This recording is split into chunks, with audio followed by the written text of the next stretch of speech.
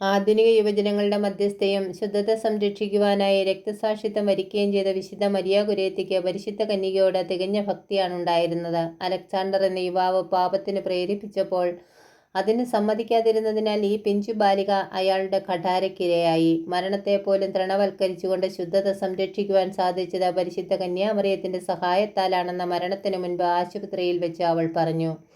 തന്നെ നിഷ്കരുണം കുത്തിമുറിവേൽപ്പിച്ച ആ യുവാവിനോട് എന്തെങ്കിലും വിരോധമുണ്ടോ എന്ന് ചോദിച്ചതിന് ആ ബാലിക ഇപ്രകാരമാണ് മറുപടി പറഞ്ഞത്: കുരിശിൻ ചുവട്ടിൽ വെച്ച് ഈശോയെ കുരിശിൽ തറച്ചവരോട് ക്ഷമിച്ച നമ്മുടെ അമ്മ പരിശുദ്ധ കന്യാമറിയത്തെ പ്രതി തെറ്റുകളെല്ലാം ഞാൻ അലക്സാണ്ടറിനോട് ക്ഷമിച്ചിരിക്കുന്നു.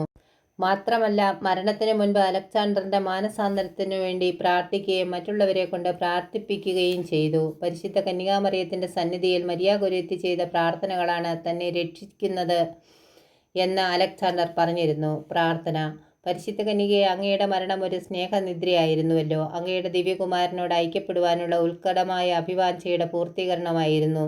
നാഥേ, ഞങ്ങൾ നല്ല മരണം ലഭിച്ച അങ്ങയോടും അങ്ങേ ദിവ്യകുമാരനോടും കൂടെ സ്വർഗീയ സൗഭാഗ്യം അനുഭവിക്കുവാൻ ഇടയാക്കണമേ.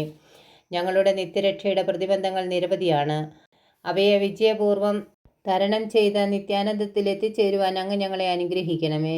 സുഹൃത ജപം: ദൈവമാതാവേ, ഞങ്ങൾക്ക് വേണ്ടി എപ്പോഴും ഞങ്ങളുടെ മരണസമയത്തും ദൈവത്തോട് അപേക്ഷിക്കണമേ.